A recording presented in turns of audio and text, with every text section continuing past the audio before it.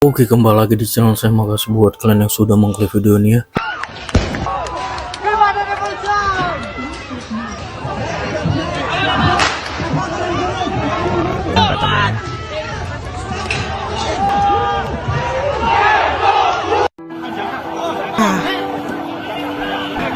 Aduh.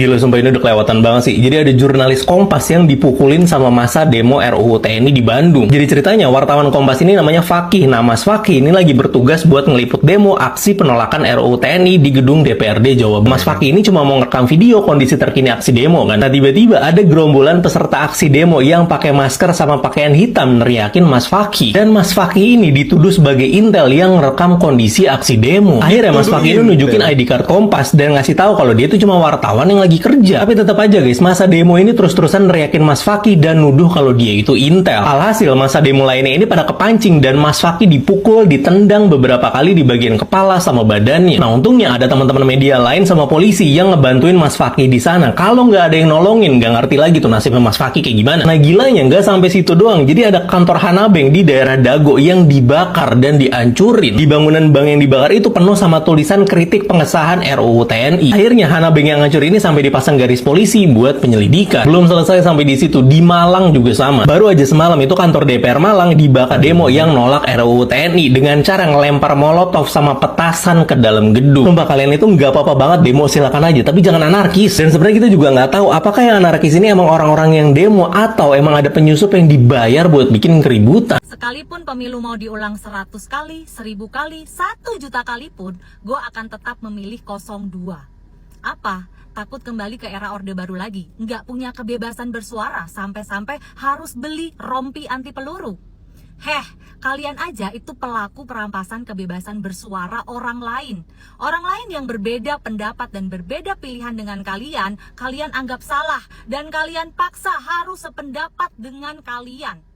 Dari zaman Pilpres, perkara beda pilihan saja, kalian merendahkan, mengkerdilkan, menghakimi, melaknat, dan mengharamkan orang-orang yang berbeda pilihan dengan kalian. Beda pilihan, buzzer. Beda pendapat, buzzer. Cair. Nggak usah ngomongin kemunduran demokrasi kalau kalian sendiri tidak bisa menerima dan menghargai perbedaan pendapat dan pilihan orang lain. Kebayang kalau negara ini dipimpin oleh orang-orang semacam kalian yang maha benar itu. Apa jadinya orang-orang yang ingin bersuara berbeda pendapat dengan kalian? Bisa-bisa negara ini lebih kejam dari era Orde Baru. Ya, udah nggak mempan itu yang namanya rompi anti peluru. Karena mungkin orang-orang yang berbeda pilihan, beda pendapat dan ingin bersuara itu bisa-bisa langsung dikasih tiket ke neraka.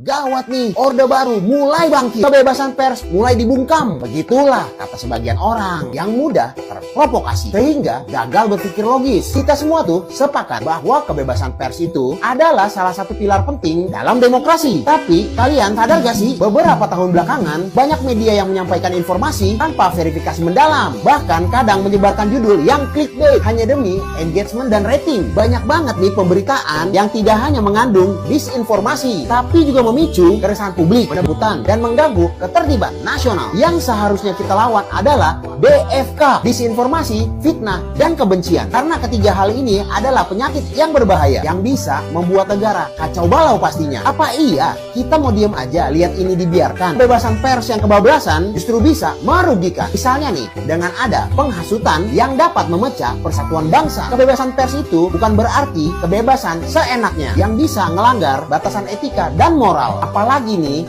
pers memiliki kode etik yang harus dijunjung tinggi pastinya. Sekarang kalau masih bicara soal pembungkaman, coba kalian pikirin ini. Pernah gak kalian mendengar ada podcast yang dilarang tayang di pemerintahan Pak Prabowo? Pernah gak nih ada media yang dilarang menerbitkan berita? Pernahkah ada jurnalis yang dipenjara karena pemberitaan di era Prabowo? Pernahkah ada media independen yang dibungkam di era Prabowo? Nah, kalau tidak ada bukti konkret soal pembungkaman, maka klaim bahwa pemerintah anti kritik perlu ditinjau ulang. Saat ini semua orang masih bebas untuk berbicara dan mengkritik, bahkan ketika isi pemberitaannya terkadang penuh dengan disinformasi, fitnah, dan kebencian. Jadi benar gak sih kebebasan pers sedang dibungkam?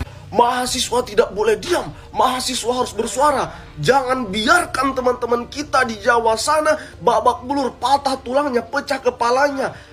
Banyak sekali kata-kata itu di media sosial. Teman-teman, saya juga baru lihat berita bahwasanya ada berita yang mengatakan media tempe mendapat kiriman kepala babi. Wow. Dan anehnya, datang teman-teman media mempertanyakan itu kepada pemerintah. Kenapa? Apakah itu termasuk intimidasi? Woi teman-teman, ketika teman-teman menanyakan itu tidak salah. Namun apakah itu pertanyaan yang masuk akal dan logis?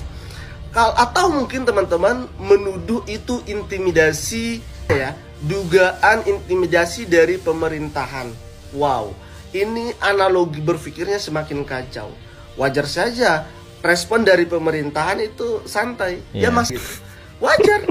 Karena apa? Tidak semua permasalahan itu harus dipertanyakan kepada pemerintahan pusat, yang seharusnya itu bisa diminimalisir dan diselesaikan.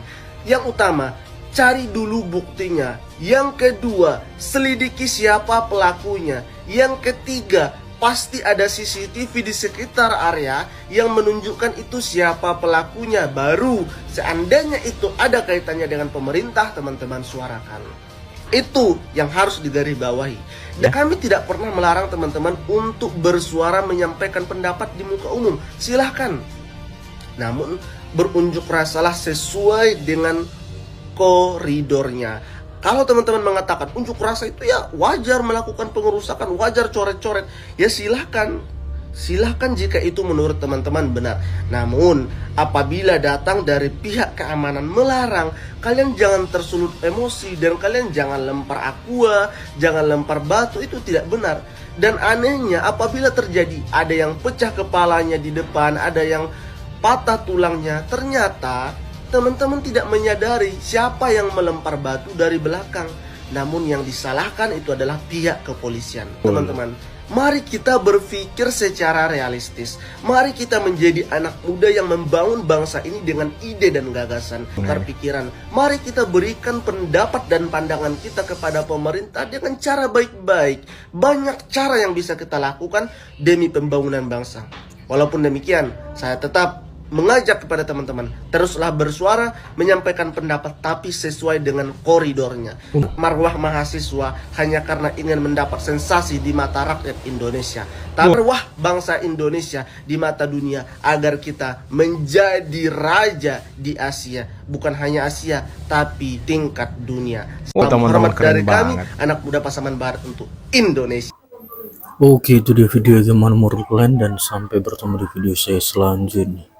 Boy.